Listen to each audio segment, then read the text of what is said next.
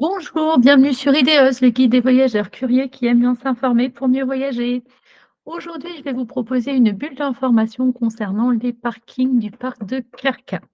Alors, j'ai changé un peu le procédé des podcasts parce que j'ai conscience que certains sont très longs à écouter et vous vous perdez peut-être dans l'ensemble des informations que j'essaie d'y concentrer.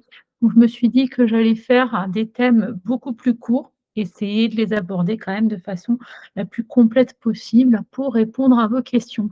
Alors, pourquoi les parkings de Kerka? Moi-même, en le disant, je m'interroge sur cette question que vous vous posez beaucoup cette année, alors qu'il y a des choses beaucoup plus importantes, à mon sens, à identifier et sur lesquelles il faut réfléchir pour visiter le parc de Kerka, mais les parkings, c'est devenu la question de base pour beaucoup d'entre vous cette saison. Alors les saisons ont beau se suivre et ne pas se ressembler, je vais anticiper sur l'année prochaine en me disant que ça sera toujours utile. Alors les parkings à Kerka, en fait, vous vous doutez bien que pour un parc très touristique et qui est quand même le parc national le plus touristique de Dalmatie, il y a bien sûr des parkings qui sont aménagés pour chacune des entrées.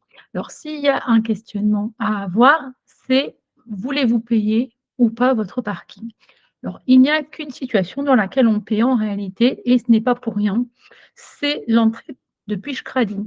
En fait, Skradin est un petit village au bord de la mer depuis lequel on va prendre un bateau pour se rendre à l'embarcadère qui nous mène donc au sentier de Lozovac où se situent les fameuses chutes circulaires qui concentrent l'attention de la plupart d'entre vous.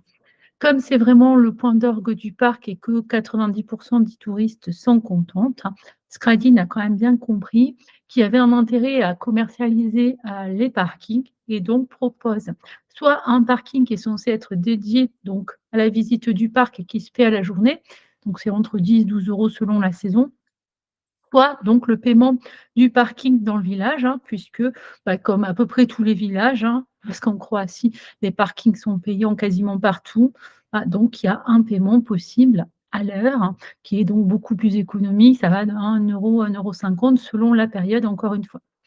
Donc en fait, si vous décidez de rentrer par Skradin, naturellement, vous allez payer le parking en plus du prix du billet.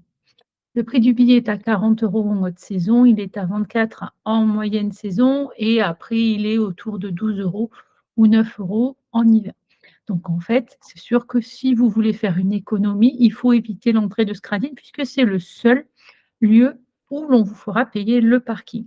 Alors vous l'avez compris, si vous décidez de voir uniquement les chutes circulaires, il est complètement absurde d'aller payer le parking à la journée, dans la mesure où cette visite-là est assez limitée en temps et que même si vous avez envie de prendre vraiment vos aises, de passer plusieurs heures, il est rare d'y passer une journée. Le sentier est très limité, il fait à peine 2,5 km, même si vous le faites plusieurs fois, vous n'aurez pas besoin de plus de 3 ou 4 heures et à ce moment-là, vous aurez payé 10 ou 12 € pour rien, parce que dans le fond, vous n'aurez pas profité beaucoup plus que ça, de votre journée. Donc il vaut mieux payer à l'heure, Si vous partez sur une base de, 3 à 4 heures comme je viens de vous l'indiquer, ça vous coûtera environ 4 ou 6 €, ce qui est quand même plus économique que, 10 ou 12.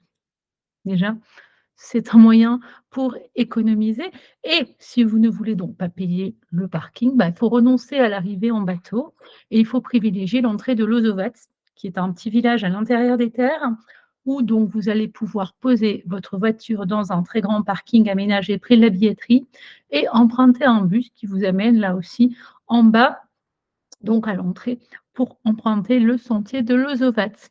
Vous avez aussi la possibilité d'y descendre à pied par un sentier intérieur. Donc ça, c'est à vous de voir si vous préférez prendre le bus ou y aller à pied. Si vous prenez le bus, bien sûr, le bus comme le bateau sont inclus dans le prix du billet.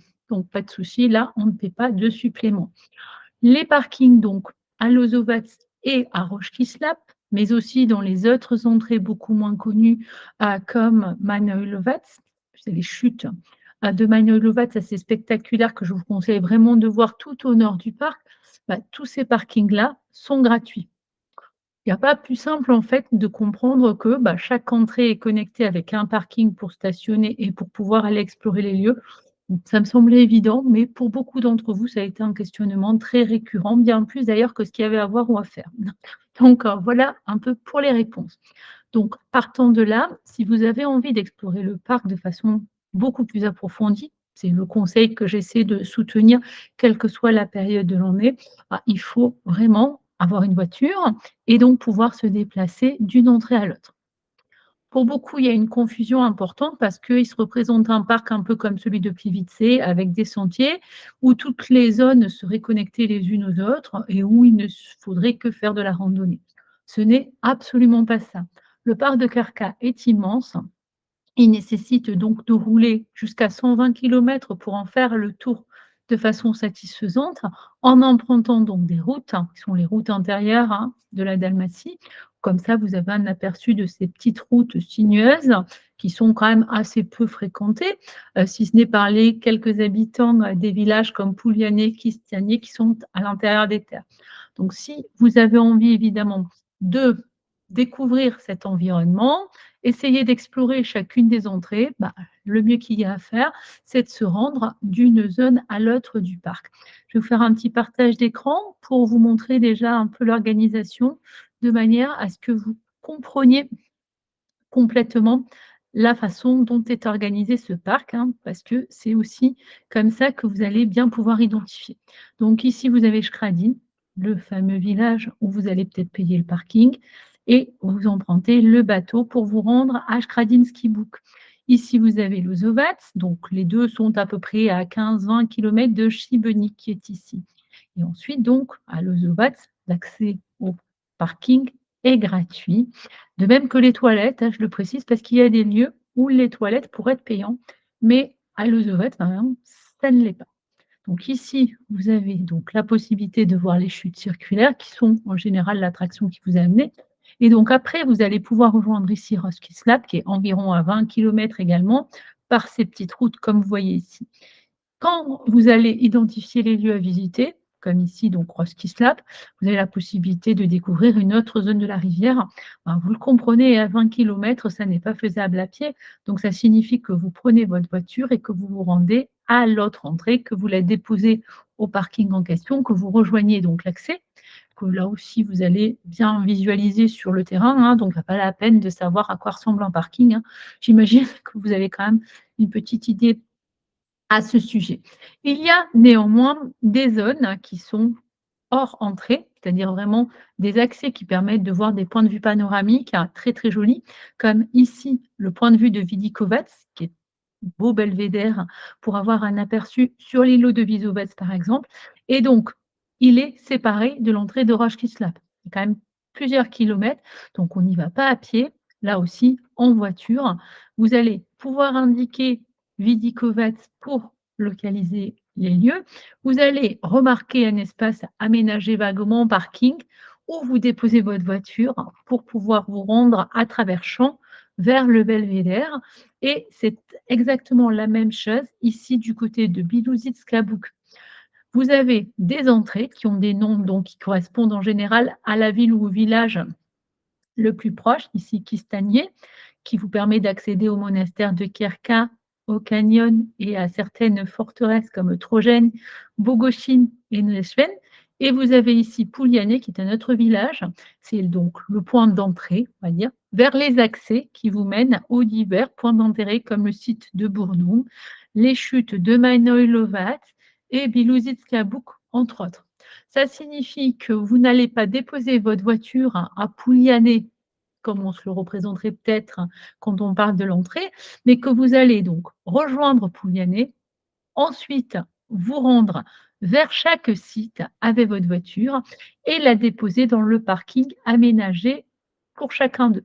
Donc, les chutes de Manojlovat, qui sont en général l'attraction qui vous amène autant au nord, vous allez pouvoir déposer la voiture près du belvédère de Manojlovat et éventuellement vous rendre vers les chutes, puisqu'on peut désormais emprunter un sentier de 2 kilomètres qui vous permet et de vous baigner dans les chutes si la saison s'y prête, et sinon de faire l'expérience vraiment de randonnée dans une zone très confidentielle où peu de touristes se rendent. Également, si vous allez à Bournou, vous allez reprendre votre voiture, la déposer auprès du parking de Bournou et visiter le site. Donc à chaque fois, finalement, il est question d'identifier déjà ce que vous voulez voir et faire et savoir que quand vous allez arriver à proximité, normalement, vous verrez le parking qui convient d'emprunter pour déposer votre voiture et faire votre visite ou vos randonnées. Voilà un peu pour clarifier la question du parking. Ici à Bilouzid-Scabouk, c'est la même chose, hein, c'est-à-dire que c'est un sentier dans la nature, très sauvage. La chute est bien cachée, donc il faut déposer sa voiture dans une zone aménagée à proximité, hein, de, la chute et donc une fois que vous avez déposé la voiture, vous pouvez aller vous balader et profiter des lieux. Il faut savoir que le parc de Carcac, contrairement à Plivice qui est très, très simple à identifier, est complexe et surtout, on y a peu d'informations, que ce soit de la part du personnel ou sur place à travers les panneaux. Il a été peu mal développé, bien qu'il soit très touristique et surtout, malheureusement, beaucoup de touristes ignorent déjà l'existence de ces zones, donc ne les fréquentent pas et ils ne voient pas forcément l'intérêt, malheureusement, du côté du parc, de mieux les faire connaître, les promotionner et les identifier.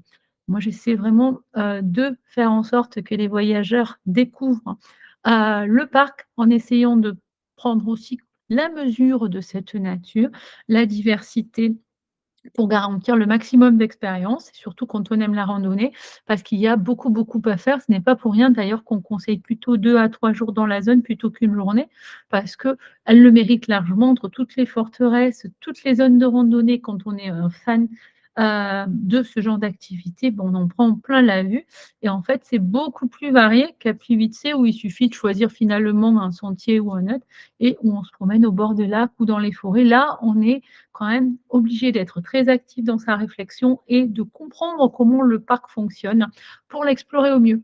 Voilà un peu donc ce que je voulais, vous rappeler par rapport au parking de Carca, en espérant que cela vous aura été utile et bien sûr, si vous avez des questions, n'hésitez pas à me contacter en privé, par exemple, pour prendre rendez-vous pour un salon d'aide, conseils personnalisés, que ce soit pour la visite de Kerka ou pour l'organisation de votre séjour.